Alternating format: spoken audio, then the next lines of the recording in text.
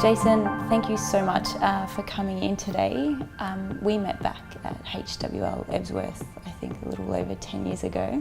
So I know a little bit about your story, but for everyone else, can you tell us about your legal career so far?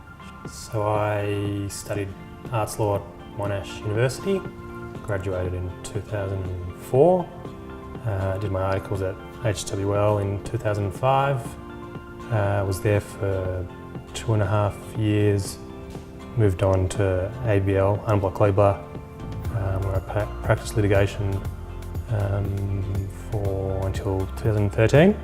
Probably saw the writing on the wall, or I'd worked out that law wasn't the career I wanted to carry on with.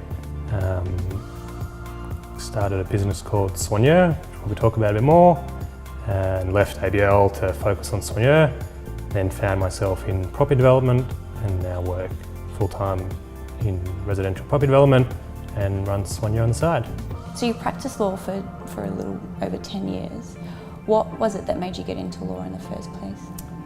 I think originally it was probably reading John Grisham books as a kid. Yeah. That sort of got me interested in the law initially, and then through high school had a keen interest in the law. Finished high school, was fortunate enough to have the marks to get into law and studied law from there. Yeah. And then got your article clerks. Did my articles at HWL, practiced litigation the whole way through, yeah. Really enjoyed the sort of cut and thrust of the law for quite a while, and then eventually sort of lost the passion for the law and found the passion for other things. Yeah. And you started Soigneur back in end of 2012. Yep. What was it that made you gravitate to that field? Probably a combination of two things. One being a super keen fanatic cyclist, as a lot of cyclists are, but also I think probably always deep down knew that business was sort of the direction or the path I wanted to head down. Son of a businessman, so grew up with that experience. And then I guess it was after almost 10 years in the law, the idea of working in a large firm and working for other people wasn't really what I wanted to be doing, and something a bit more creative and for my own and on my own was more appealing. Yeah. When you left the law and went and started your own business, did you face any challenges from family or friends or even just yourself? I think I was pretty fortunate to have a very supportive family, and in particular wife, who encouraged me to do it. I was no longer happy practicing law and wanted to do something else. Yeah. And with their encouragement, sort of went on to explore what those other things were. I started the business while I was still practicing the law, so it was sort of up and running, and I had something that I could see, tomorrow when I stop being a lawyer, this is what I'm going to be doing. Yeah. But in terms of personal challenges, I think initially there's obviously the fear of giving up on this really comfortable existence. For the next 30 years, your path's fairly well mapped out, and it's a pretty attractive one. But ultimately, if you're not enjoying it and it doesn't excite you, the thought of doing that for the next 30 years, then it's time to look for other things. And I had something that I thought I could get into, and I guess it was when I realised that worst comes to worst, I try it out, doesn't work out, I go back to being a lawyer. And then I think when I came to that realisation, it was a no-brainer from my perspective, and I was like, well, I'd be a fool to not try it now. I was recently married, had no children, my wife was working full-time, so it just made sense, and there's nothing to lose, only the chance or the opportunity to take that. Yeah. Tell us a little bit more about Soigneur. So we offer fully supported luxury cycling trips. We do two types. We do what we call our seasonal trip, where we'll set the weekend, typically they're 2 or 3 days, somewhere in Australia, and fill it with people from the public.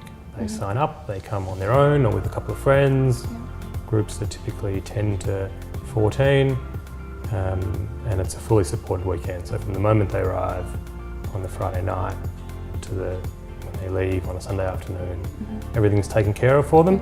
We organise the food, the alcohol, the nutrition, the mechanic, the photographer, massage after the ride. We guide them on the rides, and they just have to worry about having a good time and riding their bike. So they're the season trips, and then we do bespoke private trips either for corporate clients who might be taking some of their clients away for a weekend or some of their staff, and then also private groups, a group of mates who might want to go for a weekend or something like that. Yeah. Are they always a full weekend, or is there a day trips at all? The season trips that we do are either 2 or 3 days, Yeah.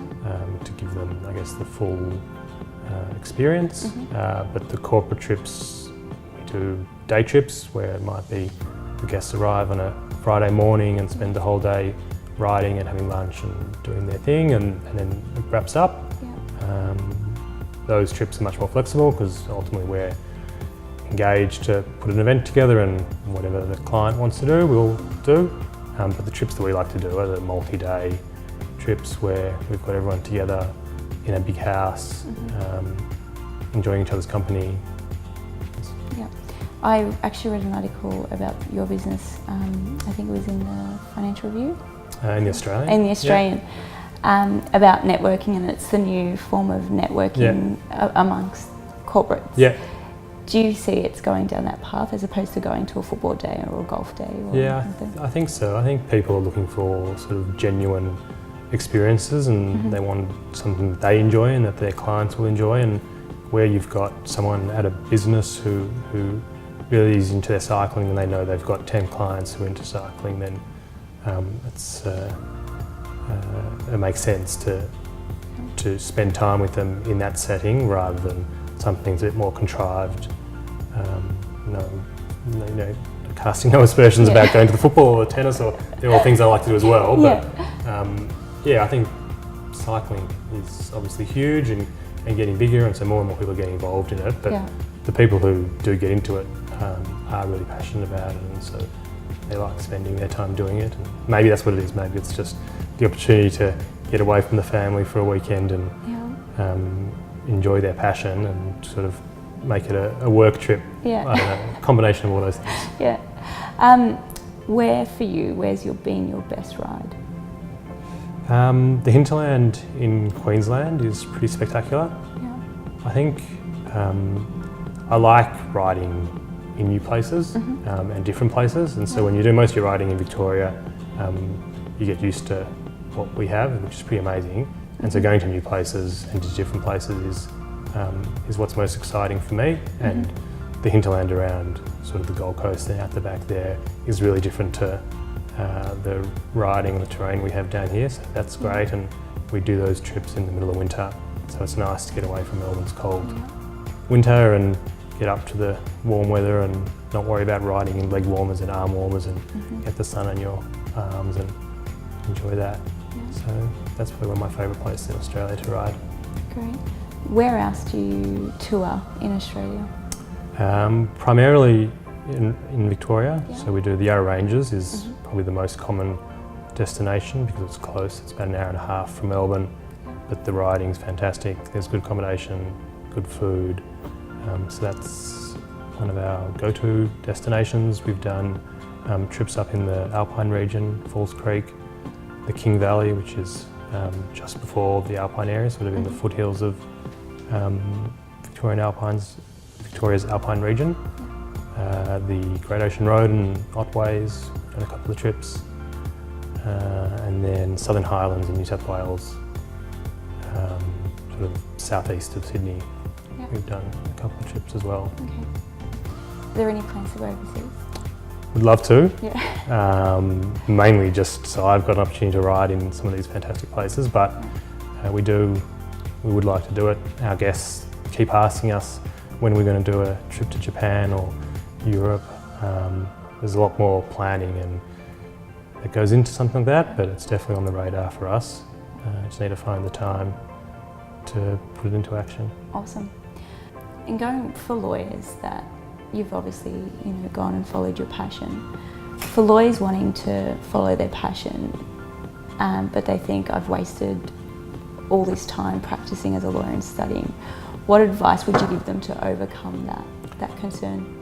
Well, I don't think, I can only speak from my experience, I don't think anything that I did was a waste. Yeah. I don't think if I had my time over again, I would do it any differently. I met some amazing people, I learned a huge amount, I grew as a person. So I never did look at anything that I was doing as a waste, even though I changed from HWL to ABL and then from ABL out of the law, and now I've gone from doing Soigneur full time to Soigneur on the side and working in property development. I think I don't view any of that as a waste. Yeah. I think it's sort of made me who I am, and I'm fortunate and grateful for those opportunities. Yeah. And so the advice would be to view it in that way. Any individual have learned a huge amount from whether it's just a law degree or a law degree and practicing law for a while, and things that will hold them in good stead, whatever they choose to do. What are some realities for lawyers thinking of starting their own business that they should know about before they take that step?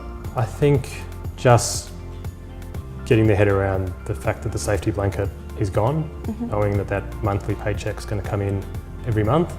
That's probably the biggest change, and if you can get comfortable with that, and then it becomes immensely satisfying and rewarding to create something for yourself, whatever that business is that you're doing, and see it grow, hopefully become financially rewarding. How has your legal experience helped you with your business and in your current role at Crane Corp? I think it's probably the way lawyers are taught to think, the attention to detail, and that critical way of thinking. That's probably, in terms of skills, are the things that are most useful. Lawyers, are trained to be, to pay a lot of attention, and I think that's useful in any type of profession, but particularly in a business where there's a lot going on.